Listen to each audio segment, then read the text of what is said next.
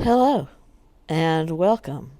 I am Exit Light and this is my channel. And today we are going to do the final segment on the oldest cold cases per state. For some reason, Washington State has two. I don't know why, but we're just going to go with it. Alright, before I get started, if you would please give this video a thumbs up, I would greatly appreciate it.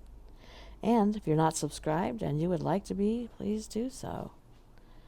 Okay, let's get into this last segment. According to the Spokesman Review, which is the newspaper of my hometown, by the way, Candace Elaine Rogers, or just Candy, was 9 years old. She was a campfire girl in March of 1959. She went out door to door to neighbors' houses near her home in the eastern Washington state of Spokane, Washington, my home city, selling mints as a fundraiser. I used to do that too. Not in 1959. A little bit later than that. And then she was never seen alive again. A few hours after she vanished, boxes of campfire mints were found by a bridge, and police collected more than 700 tips from locals. 2 weeks after her disappearance, the body of Candy was found in the woods underneath a heap of pine needles. Spokane police investigators theorized that she'd been abducted, assaulted, and strangled with a portion of her own clothing. Detectives interviewed dozens of people of interest, and over the decades, more than a dozen men falsely confessed to Candy's murder. All were ruled out. Police were especially interested in Hugh Byon Morse, who was a serial killer who struck the Spokane area twice, but DNA testing in 2011 ruled him out. Another possible murderer, according to the authorities, was Alfred Graves, who committed suicide the day Candy's body was discovered. In 2021, thanks to DNA testing of a sample taken from Rogers' clothing, the Spokane Police Department detectives were able to narrow matches down to a now deceased John Ray Hoff. They exhumed his body and confirmed that he was the match. At the time of Rogers' murder, Hoff was a 20-year-old man who was in the Army, and he lived in the same neighborhood as Candy did. He made waves a couple of years later after assaulting a woman and then fleeing the scene. He was caught and he served 6 months then, after which he was dishonorably discharged. He died by suicide in 1970. The case of Anita Price is the longest standing identified but unsolved murder still on the books for West Virginia State Police. A resident of the city of Moundsville, 27-year-old Anita, left her home at about 8:45 p.m. on the night of May 30th, 1974, to head to her job 4 minutes away at the Flamingo Club in nearby Benwood. That is the last time that Anita's whereabouts could be accounted for, as she did not make it to work.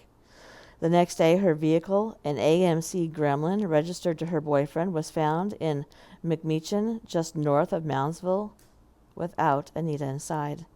There were no signs of a struggle, and her purse, wallet, and makeup were still in the car. Anita was never seen alive or dead again. While Anita was in the midst of a divorce and a custody battle at the time of her disappearance, police never found any evidence connecting her ex-husband to the crime. However, state police believe that Anita was murdered, but no human remains matching her description have ever been found. 2 tips led to excavations searching for Anita's remains. One in 2002. A tip hinted that Anita had been shot with a handgun and buried along West Virginia's Route 2. And in 2016, cadaver dogs searched a gypsum plant along the same roadway. Neither endeavor was successful. Now we're in Wisconsin. Over a 14-year period, 7 women were killed in what became known as capital city killings. Nearly all the victims had long, middle-parted hair and some connection to the University of Wisconsin-Madison. None of the murders were ever solved, and police believed them to be the work of a serial killer. In May of 1968, a student found the body of freshman Christine Rothschild in the bushes outside Sterling Hall. She'd been stabbed and strangled. Suspects were pursued, but the charges never stuck, and no one ever stood trial. At the time, that was a standalone event, until the killings resumed in the mid-1970s.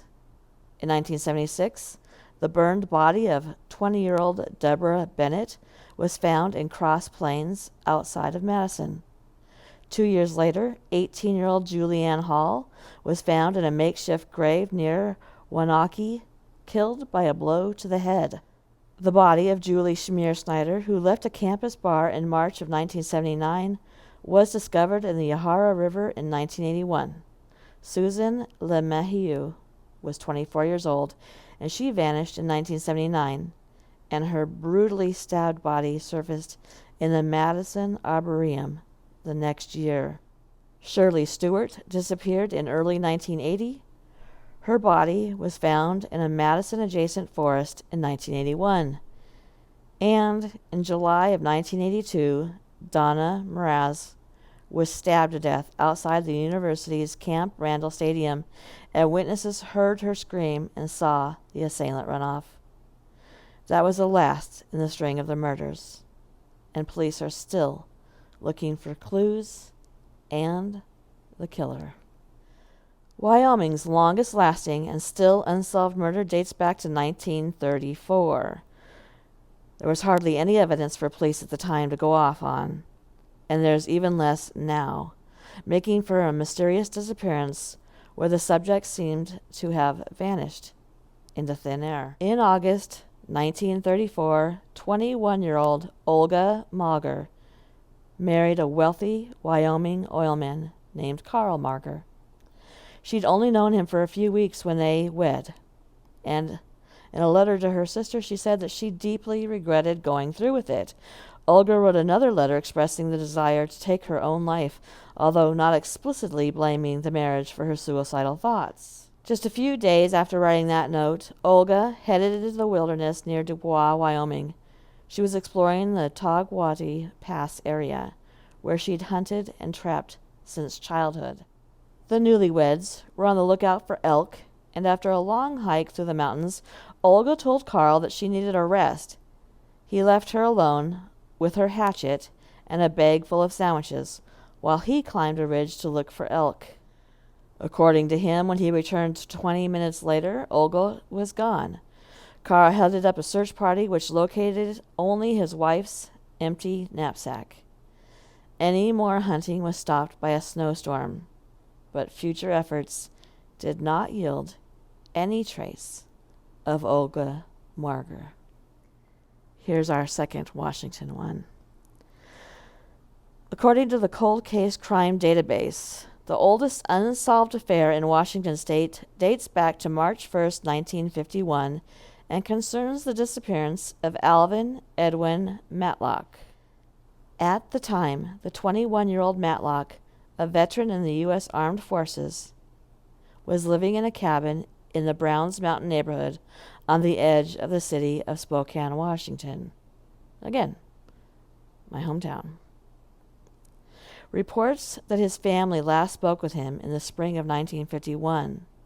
But in November of that year, after he didn't show up for Thanksgiving dinner, his mother went to his cabin and, finding him absent, reported him missing. Both relatives and authorities had little to work off beyond speculation, like the rumor that Matlock had quietly moved to Alaska, or that he'd been shot to death by the jealous husband of a married woman with whom he'd been romantically involved. Those leads proved fruitless, and Matlock was never found, dead or alive. He also vanished. And that is the last one in our series. I hope you enjoyed them. I find them to be very interesting, and I hope you did too. Thank you for coming to my channel, and good night.